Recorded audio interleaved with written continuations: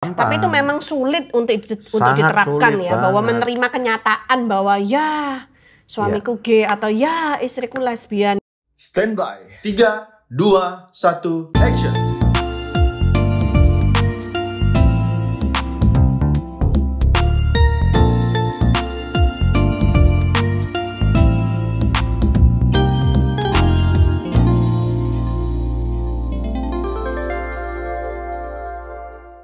Love Revolution. Karena cinta perlu perjuangan dan tindakan nyata. Deb, ada banyak pertanyaan-pertanyaan yang menarik yang masuk nih ke meja redaksi. Nah, cuman sebelum masuk ke pertanyaan, aku mau kasih pertanyaan dulu ke kamu pribadi. Oke, jadi ini pertanyaan sebelum pertanyaan ya. Hewan apa yang paling sering telat ke sekolah? Hewan apa telat sekolah? Snail? No, bukan. Kurang tepat. Apa namanya, siput itu kan, karena jalannya pelan gitu. Kurang tepat. Jadi nggak nyampe-nyampe. Kurang tepat. Apa? Nggak tahu. Nggak tahu. Nyerah. Kaki 1000. Oke. Bukannya lebih cepat kalau kakinya 1000? Tahu kenapa? Nggak tahu. Karena kelamaan pakai sepatu. Oke. Nah, oke. Silakan. Tak kira ada lagi pertanyaan lain. Nggak ada ya. Oke. Nah. Ini pertanyaan yang lainnya dari pemirsa Love Revolution. Oke. Anda bertanya, Yes. maka kami menjawab. Alright. Pertanyaan pertama ya. Onani itu salah karena tindakannya saja atau karena motif dari tindakannya? Wow, ini pertanyaan yang sangat bagus dan juga sangat dalam. Yang kita bahas nih ada 2 pertanyaan. Jadi kalau misalnya motifnya berarti berbicara tentang rangsangan seksual. Nah, kalau kita ngelihat dari apa yang Tuhan Yesus ajarkan, kalau kamu melakukan, kalau di perjanjian lama kan berarti Melakukan salah. baru salah, baru dosa. Nah, kalau pastinya. kamu melihat seseorang, apakah itu istri orang lain, apakah suami orang lain, ataukah orang lain yang berlainan jenis dan kemudian kamu bernafsu, kemudian dari tindakan nafsu itu kemudian melakukan onani, bahkan sebelum melakukan onani pun sudah bersalah. Itu kalau Itu perjanjian baru. Ya. Ya. Dan jadi kalau misalnya ditanya apakah motifnya salah, jelas motifnya salah. Apakah tindakannya salah? Menurut saya juga salah. Nah, sekarang jawabannya, jalan keluarnya apa? Nah, seperti yang mungkin banyak daripada kita sudah pernah tahu, berarti seharusnya ini terjadi karena ada pikiran-pikiran yang idle, di mana terlalu banyak waktu yang kemudian jadi ngelihat yang miring-miring nih. Kan ada banyak tuh notif-notif yang nggak benar di Instagram, atau kemudian melalui proxy, kemudian melalui VPN dan yang lain-lain, melalui Twitter, dan kemudian sampai kepada konten-konten yang pornografi. Nah, kalau memang itu sudah dilakukan, berarti orang itu sudah membuka kesempatan buat pemikirannya untuk nerawang nih, untuk berpikir hal-hal yang salah. Jadi seharusnya yang dia perlu lakukan adalah belajar untuk menahan diri, untuk tidak melakukan itu. Dan diisi waktunya dengan hal-hal yang lebih positif. Bermanfaat. Ya, tentunya pergi ke gym, atau pergi ke komsel, atau kemudian misalnya melakukan hal-hal yang lebih positif lainnya, jualan, make money, live streaming di TikTok, jadi afiliator TikTok untuk dapat make money, dan itu hal-hal itu akan dapat membuat dia untuk kemudian mengisi waktunya supaya lebih produktif lagi.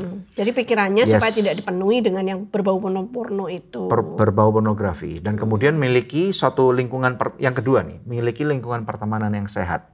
Ya, tentunya yang seperti aku katakan, pergi ke komsel misalnya punyai teman-teman atau sahabat yang bisa berakuntabilitas, yang bisa istilahnya sama-sama saling menguatkan. Bro, gua mau jatuh dalam dosa nih. Sis, gua mau jatuh dalam dosa nih. Ya, jadi dengan cara demikian maka mereka akan bisa saling diingat. Udah deh, jangan lakukan itu. Lu pasti bisa. Gua juga punya struggle yang sama gitu, saling menguatkan. Nah, kemudian yang ketiga, kalau didiemin ternyata tubuh laki-laki nih terutama ya, laki-laki dulu ya, mempunyai satu mekanisme yang ketika ini pasti saya rasa 100% daripada anak kecil laki-laki menuju ke remaja itu pasti pernah terjadi. Yaitu apa? Mimpi basah. Nah, ternyata kalau dari kantong sperma itu dibiarin, tentunya lama-lama akan meluber. Nah, kalau meluber, kemudian akan terjadi pembuangan. Yang secara lebih natural adalah pada waktu bermimpi basah. Yang kedua, ketika seorang laki-laki misalnya buang air kecil nih ya, pipis nih, maka juga bisa terjadi pembuangan. Berarti Tuhan itu sudah menciptakan supaya memang ada waktunya rilis ya. Jadi ada kelegaan yang diberikan. Mekanisme pelepasannya pun tanpa onani pun sebenarnya sudah ada. gitu ya.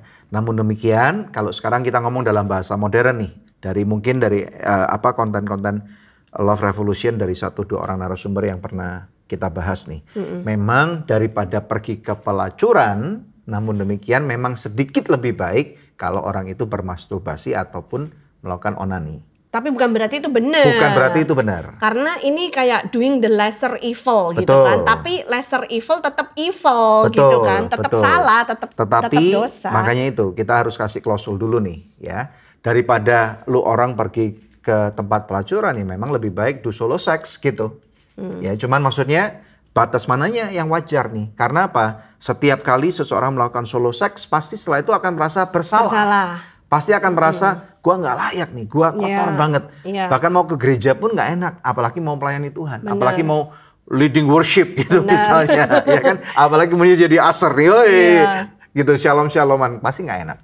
Jadi ada hal-hal yang pasti lebih benar dan firman Tuhan atau Tuhan sudah menciptakan mekanisme-mekanisme yang benar bagaimana sperma itu bisa dilepaskan tanpa melakukan onani ataupun masturbasi ataupun persetubuhan yang tidak sesuai dengan firman Tuhan. Nah, tapi memang juga ada anak-anak muda kalau dikasih tahu olahraga gitu kan, terus mereka kayak ngotot gitu, olahraga, emang olahraga bisa apa gitu kan.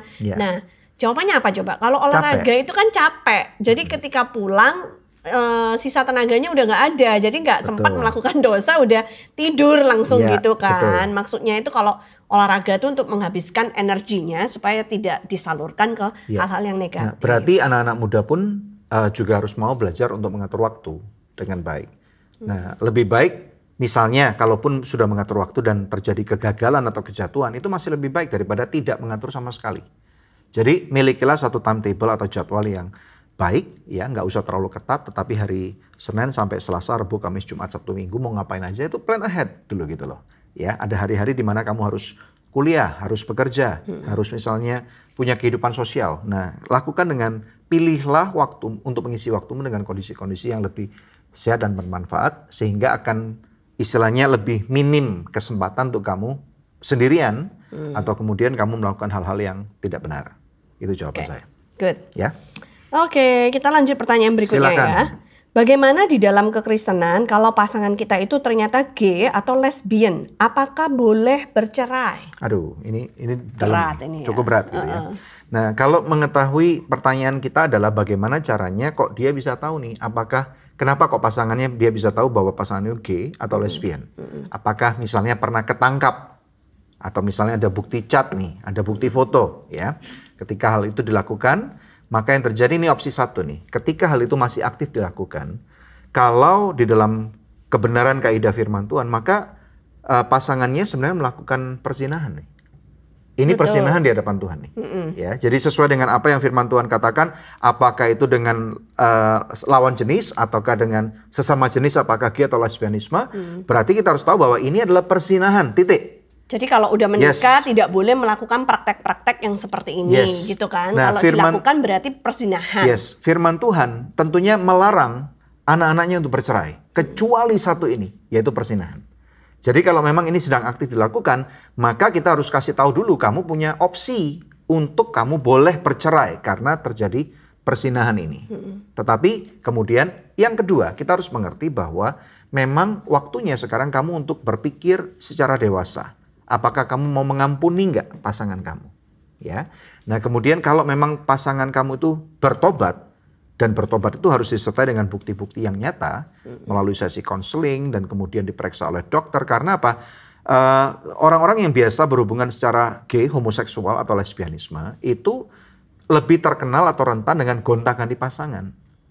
Nah berarti akan ada rentan sekali kena penyakit-penyakit kelamin. Tapi kalaupun tidak gonta-ganti pasangan, karena khususnya kalau yang gay itu berarti kan mereka melakukan anal seks. Nah, itu kan kotor gitu ya. Itu sumber penyakit gitu. Jadi memang harus berhati-hati di sana. Betul, maka tetap harus dikonselingin dan juga diperiksa secara medis apakah orang ini sehat, apakah tertular penyakit seksual, penyakit kelamin atau tidak.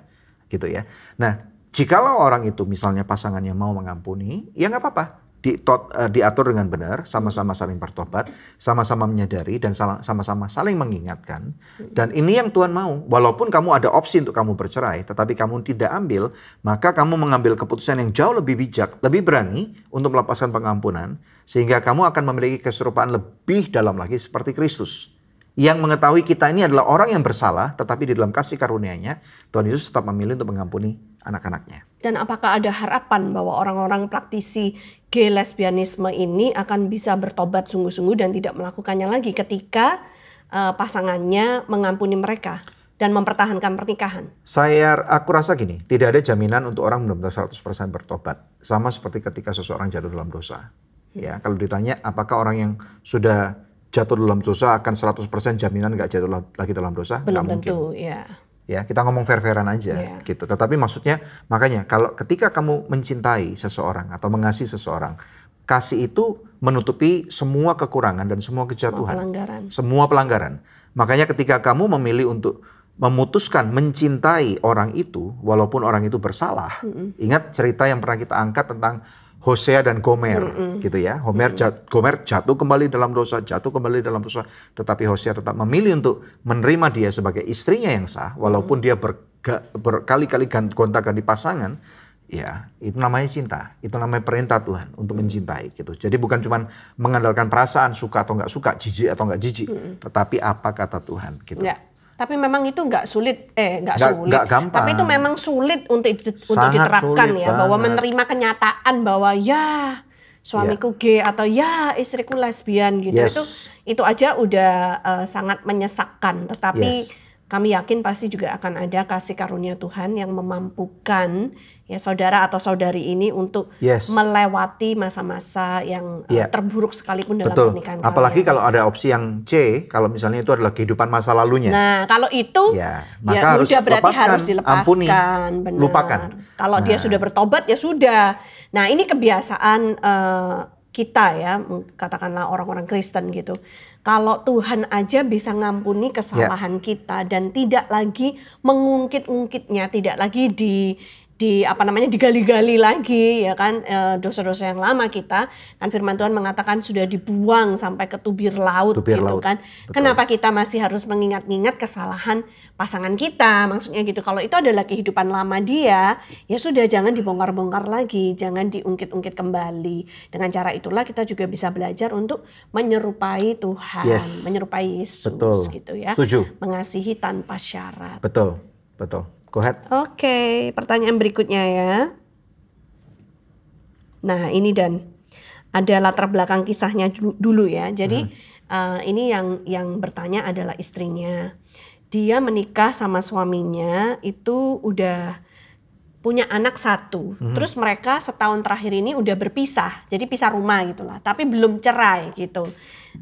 Karena ada masalah, dia merasa tidak cocok sama mertuanya gitu. Sedangkan suaminya itu kerjaannya masih ada hubungan sama mertuanya dia gitu. Jadi dia memilih untuk keluar dari rumah mertuanya gitu karena mereka masih tinggal serumah sama mertuanya. Terus ternyata orang tua dia tidak terima anaknya diperlakukan seperti itu. Jadi orang tuanya keras hati, mertuanya juga keras hati, memaksa mereka untuk bercerai saja gitu. Tidak usah diteruskan pernikahan ini. Padahal ketika dia berdoa, kemudian dia menyadari bahwa anaknya itu perlu figur ayah gitu kan. Jadi dia ingin supaya rujuk kembali sama suaminya dan suaminya juga sudah setuju untuk rujuk kembali. Mereka sudah berusaha untuk cari rumah yang baru. Nanti kalau mereka rujuk mereka akan tinggal di rumah itu, jadi nggak kumpul lagi sama mertuanya. Tapi kedua belah pihak nih, keluarga besar termasuk orang tua mereka, tidak menyetujui mereka untuk rujuk kembali dan ingin mereka supaya cerai saja. Ini gimana? Kalau menurut aku gini, firman Tuhan sudah jelas berkata Tuhan tuh membenci perceraian. Nah, namun demikian sangat disayangkan bahkan sampai dengan saat ini banyak orang tua yang terlalu mencampuri urusan pernikahan anaknya. Benar. Nah, makanya nasihat aku buat keluarga ini adalah tentunya menghormati orang tua itu adalah kewajiban setiap anak. Ya, tetapi kalau kita lihat di dalam konteksnya di dalam kitab Efesus nih, rupanya ini tercatat di Efesus pasal yang ke-6. Kita lihat ya ayat 1 sampai dengan ayat 3. Nah, di sini dikatakan, "Hai anak-anak, taatilah orang tuamu di dalam Tuhan, karena haruslah demikian." Ayat yang kedua, Hormatilah ayahmu dan ibumu. Ini adalah suatu perintah yang penting seperti yang nyata dari janji ini. Ayat 3. Supaya kamu berbahagia dan panjang umurmu di bumi. Nah, kita bahas dulu nih. Jadi ayat 1 ini rupanya berbicara kepada anak-anak yang mana di bawah umur. Ya, fokusnya ini adalah anak-anak di bawah umur, di mana anak-anak di bawah umur yang mana kita bisa hitung kalau zaman sekarang itu 19 tahun ke bawah. Ya, mereka yang masih SMA ke bawah. Oke. Maka mereka tidak mempunyai pilihan, harus taat 100% dengan apa yang orang tuanya ajarkan. Ya, terutama orang tua mengajarkan kebenaran. Karena apa? Anak-anak belum punya penghasilan, anak-anak belum punya rumah sendiri, anak-anak tidak bisa mengambil keputusan yang istilahnya yang fair gitu ya. Masih dependen ya, betul, masih tergantung betul. sama orang tuanya. Nah, termasuk ini bisa dilebarkan sampai anak-anak muda yang sudah kuliah bahkan. Apabila kamu memang bergantung sepenuhnya dengan income orang tua kamu, ya maka wajarlah kamu menuruti apa yang firman Tuhan ini katakan, taatilah orang tuamu di dalam Tuhan karena haruslah demikian. Orang tua yang sudah repot banget untuk ngedein kamu dan kemudian bahkan sudah sampai sekarang ini menghidupi kamu gitu ya. Istilahnya ngebayarin semua biaya-biaya kehidupan kamu. Tapi kemudian sekarang kita mari lihat ayat yang kedua. Hormatilah ayah dan ibumu. Ini berbicara sebenarnya dalam konteks terutama bagi orang-orang yang sudah lebih dewasa. Anak-anak yang sudah dewasa. Yang sudah dewasa, sudah punya income sendiri atau bahkan to the point of sudah menikah.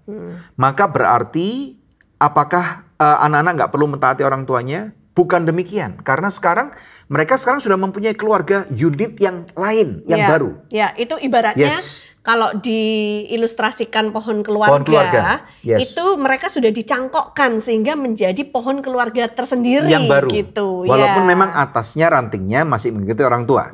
Itu normal ya, karena kita nggak mungkin bisa melupakan siapa asal usul dan kita dari mana gitu ya. Nah, namun demikian kalau bagi orang-orang yang sudah menikah dan kemudian sudah punya income sendiri, ya kamu tetap harus menghormati orang tua kamu, tetapi kamu tidak dalam konteks untuk mentaati semua yang mereka minta. Terutama kalau yang mereka minta itu tidak sesuai dengan firman Tuhan. Benar. Mana ada orang tua nyuruh anaknya cerai. Ya, firman Tuhan walaupun mengatakan hormatilah dan taatilah ayah dan ibumu, tapi firman Tuhan itu lebih berkuasa daripada omongan dan perintah orang tua. Ini namanya yaitu dalam bahasa teologi adalah greater absolutism. Di mana kita harus mentaati perintah yang lebih tinggi dong. Ya, orang itu tua, perintahnya Tuhan. Orang tua dan Tuhan siapa yang lebih tinggi? Ya Tuhan jelas lah. Tuhan.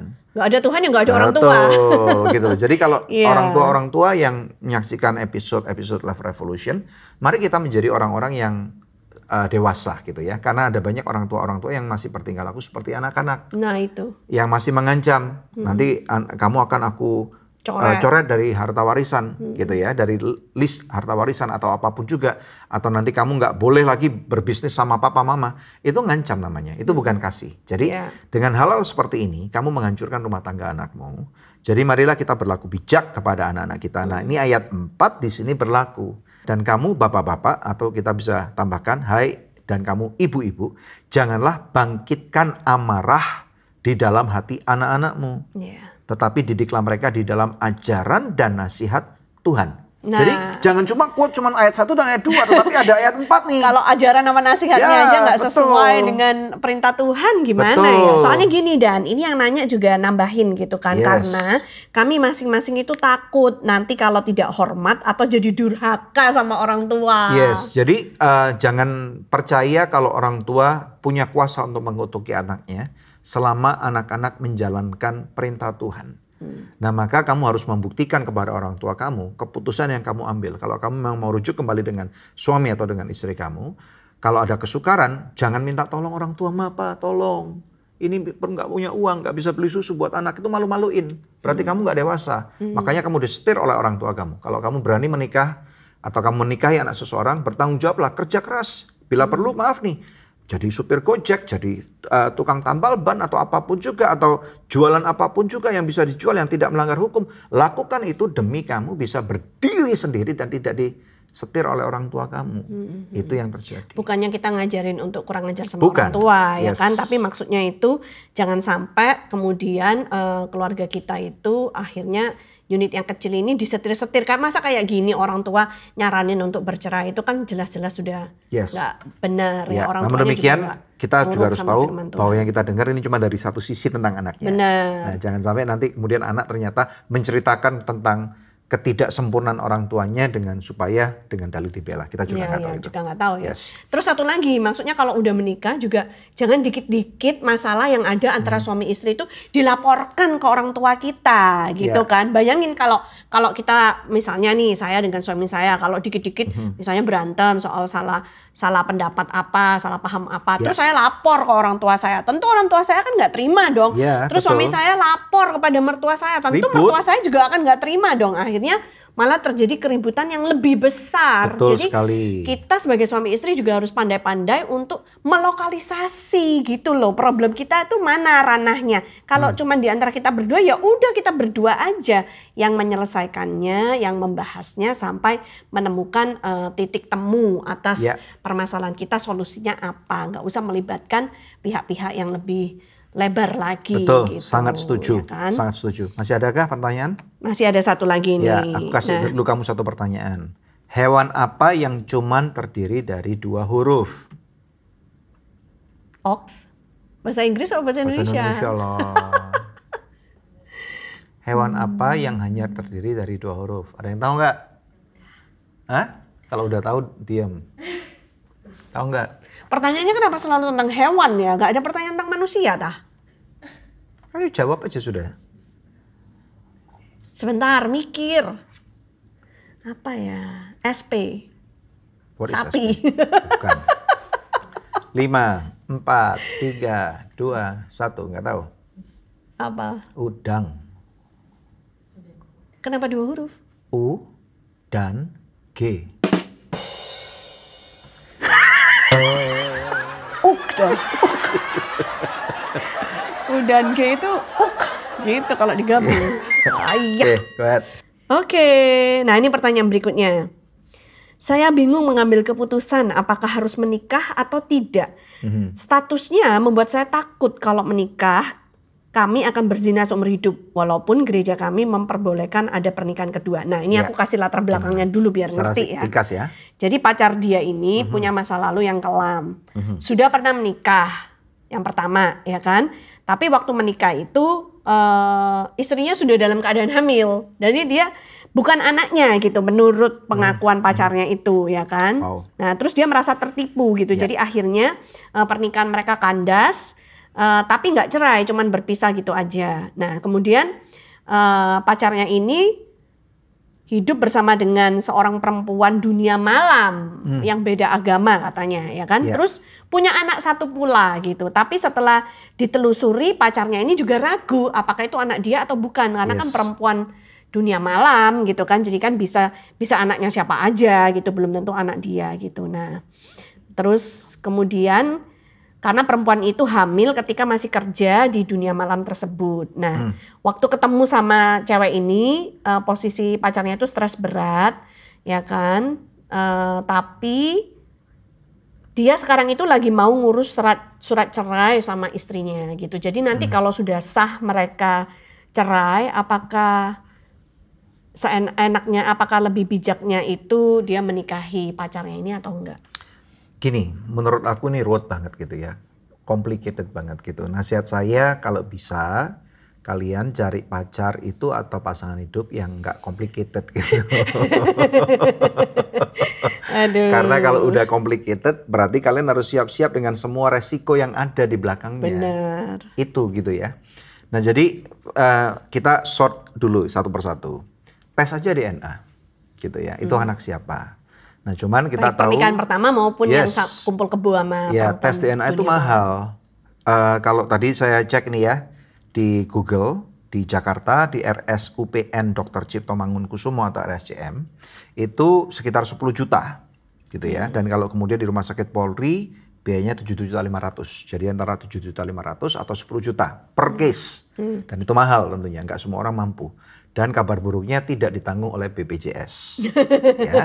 Nah jadi hematnya kalau kamu memang punya uang lebih, tes saja DNA. Siapa tahu itu anak kamu. Gitu. Wow. Jadi artinya kalau kamu berani melakukan ya bertanggung jawab lah gitu. Atau kalau kamu memang mencintai wanita itu, jadi kan wanita itu apa ya? Aku lihat wanita itu menjadi korban kebanyakan ya. Nah kalau laki-laki bersetubuh dengan siapapun juga, wanitanya akan cenderung lebih mudah untuk mengampuni, apalagi itu kehidupan yang lampau. Tapi kalau wanita bersetubuh dengan seseorang dan kemudian terjadi kehamilan, udah langsung dihujat. Anak siapa ini? Gitu. Nah, jadi nasihatku gini, tentunya nggak semua orang bisa punya relationship yang nggak complicated. Ini bagi orang-orang yang relationnya suka dengan yang complicated gitu, karena kenapa kamu mau menikah dengan dia? Because I love problem, gitu. Ada yang bisa kalau kayak gitu kan. Problem is my middle name. Karena gua suka cari masalah gitu ya. Nah, jadi kalau emang lu mencintai wanita itu, ya udah, kamu menikahi perempuan itu dan bawa cintai anak-anak dia. Ya sudah toh, beres. Kebalik Dan, ini cewek yang nanya. Oke, kalau cewek yang nanya, lu berarti yang ngambil siapa? Gua koping. Lah, cewek yang nanya, pacarnya ini cowok. Dia yang pernah kawin pertama, bingung nih. Terus dia kumpul kebo sama satu perempuan dunia malam, hamil lagi, punya anak. Lah, makanya gitu. Berarti. Tapi cowok ini selalu bilang itu mungkin bukan anakku karena sebelum kawin udah hamil duluan. Terus yang ini juga hamilnya pas masih kerja di dunia malam, mungkin juga bukan anakku. Very convenient kan? Jangan-jangan kalau mereka kawin juga ini yang ketiga nanti bukan anaknya pula, nanti gak diakuin. Akan menikah dengan seseorang yang aku tadi katakan sangat complicated banget dengan berbagai macam pergumulan, permasalahan dan persoalan gitu ya. Dan dia udah kena mental juga. Jadi ketika kamu memutuskan untuk menikahi laki-laki ini, kalau memang kamu mencintai dia apa adanya, that's good gitu ya. Tetapi kamu harus siap untuk masuk sesi konseling yang sangat panjang. Ini dulu. Supaya bisa dibongkar semua. Kan sekarang itu contoh di gereja kita nih, ada jemaat-jemaat yang mau menikah. Kita minta mereka sebelum masuk ketemu premarital counseling atau counseling pranikah dengan kita udah minta mereka untuk melakukan 4 tes psikologi dulu. Yang ke-1 MMPI, betul nggak? Yang kedua proyeksi, yang ketiga tadi apa namanya? DISC. Yang keempat? 3 doang ya. Jadi 3 tes ini harus dilakukan dengan tujuan supaya kami bisa mendengarkan dari proyeksi-proyeksi dan hasilnya itu. Dan kami mendengarkan, apa yang terjadi? Kenapa orang itu bisa menjadi seperti si A dan si B yang kita kenal tampak luarnya ini? Kan kita nggak tahu tampak dalamnya. Digali dulu. Apa namanya? Ini background masa lalunya. Seperti iceberg yang sangat dalam. Ya, gunung esnya betul, dan kemudian baru ikut konseling 1, 2, 3, 4, 5 mungkin sampai 10 kali ketemu dengan konselor sampai kemudian diselesaikan dan tuntas. Bener nggak lu masih mau menikah dengan berbagai macam pergumulan yang seperti ini? Nah, kalaupun memang masih mau, berarti kamu harus siap loh. Menikah itu bukan cuma setahun, bukan cuma 2 tahun, bukan cuma 10 tahun, tapi sampai maut memisahkan. Berarti kamu harus mau nggak berurusan dengan semua kekompleksan atau permasalahan potensi problem yang kamu punya, yang akan kamu hadapi. Kalau aku jadi cewek ini nggak mau. Nah, kalau kamu nggak mau, ya udah jangan menikah. Udah, jadi teman aja. Ya ngapain cari yang complicated kalau kita bisa memulai sesuatu yang mulus gitu ya. Karena excess baggage-nya udah banyak gitu kan. Dan dia juga membawa bagasi-bagasi dari masa lalu itu yang bakalan agak sulit untuk dilupakan atau ditinggalkan begitu saja. Dan apalagi kalau ternyata setelah dites itu anak dia gitu. Jangan sampai kemudian perempuan ini malah mempunyai sindrom pahlawan. Apa tuh? Bahwa dia ingin menjadi juru selamat daripada laki-laki ya ampun. Gitu juru selamat Tuhan Yesus aja. Ya makanya itu. Kita. Jadi ingin menjadi pahlawan, menjadi juru selamat, ingin menjadi hero gitu ya dari laki-laki ini yang menolong. Nah ini masalah banget gitu. Nanti lihat deh kalau kamu misalnya memang mungkin kamu nggak seperti itu, tapi kalau memang kamu seperti itu lebih baik stop hubungan itu, lebih baik suruh dia kembali kepada istrinya atau pacarnya atau whoever it is, dan kemudian nggak perlu diteruskan. Kamu masih bisa, apalagi kalau misalnya kamu masih berumur 20, 30 atau 35 atau 40 tahun, kamu masih bisa punya waktu yang cukup panjang untuk menikmati kehidupan kamu daripada kamu babak belur nanti. Ya kan, dengan berbagai macam masalah yang kena mental, apakah fisik ataukah abuse verbal atau apapun juga, ngapain? Why gitu. Ya makanya kalau aku nggak mau, tapi ya keputusan terpulang kepada saudari. Tetapi sekali lagi kalau mau ikutin dan tanggung semua akibatnya dan menikah dengan sungguh-sungguh, lupakan kubur dengan baik akan masa lalu itu dan hidup dengan benar dan diatur dengan kebenaran firman Tuhan. Itu nasihatku. Keputusan tetap ada di tangan saudari. Tepat sekali. Kurasa cukup sekian. Alright. Nah, kalau masih ada pertanyaan lagi, silakan boleh ditinggalkan di kolom komentar gitu ya. Nanti pasti akan kami jawab. dalam episode-episode yang seperti ini. Yes, Love Revolution. Karena cinta perlu perjuangan dan tindakan nyata. Ciao.